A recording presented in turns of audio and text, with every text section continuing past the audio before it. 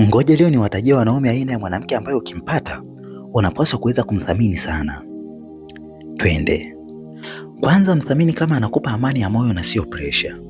Ikiwa mwanamke wako anaifanya nyumba yenu iwe mahali pa kupumzika na sio uwanja wa vita, na ikiwa kama anatunza dhoruba zako badala ya kuziongeza, huyo ni utajiri. Amani ya akili haipatikani sokoni. Mwanamke mwenye utulivu ni hazina kubwa. Pili, mthamini kama anakuona amana hata kipindi ambacho hauna kitu. Ikiwa anakutia moyo wakati mfuko wako umetoboka, ikiwa amesimama na wewe wakati ni msimu wako wa kujitafuta, huyo ni mwanamke ambaye si kwamba anapenda tu nafsi yako. Hapana, bali amewekeza kwenye mustakabali wako. Wanawake wengi wanataka bidhaa iliyokamilika.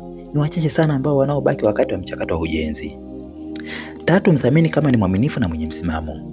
Katika kizazi hichi ambacho usaliti umegeuzwa kama sifa na uaminifu unachekwa, ikiwa analinda mwili wake kwa ajili yako na kulinda jina lako mbele za watu, huyo ni malaika. Uaminifu si udhaifu, ni nguvu iliyo chini ya udhibiti mkubwa. Nne, mthamini kama anakuombea. Mwanamke anayekuombea anapigana vita ambavyo hata uvioni kwa macho. Ikiwa anakuweka mikononi mwa Mungu unapokuwa umechoka au unapokuwa umechanganyikiwa, huyo ndiyo ngao ya roho yako. Tano, mthamini kama anaheshima na anakuthamini. Heshima ni kama oksijeni kwa mwanaume.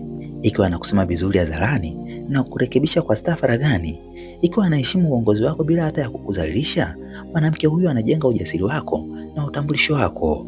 Mwanaume anayeheshimiwa huwa ana nguvu zaidi ya kupambana na ulimwengu. Sasa ngoja nitoe onyo kwa wanaume. Usiruhusu kiburi, mashindano au starehe za muda mfupi zikupotezee mwanamke wa thamani. Unaweza kununua urembo, unaweza kuvuta attention ya kila mtu, lakini huwezi kubadilisha kwa urahisi mwanamke mwenye tabia njema, uaminifu na roho ya maombi. Hivyo basi, mwanaume mpendwa, kama mwanamke wako anakupa amani ya moyo, anasapoti ndoto zako, anakuheshimu, anakuombea na ni mwaminifu, tafadhali mlinde, mpende kwa vitendo, mpe usalama wa kihisia, mpe sifa anazostahili na baki kuwa mwaminifu kwake.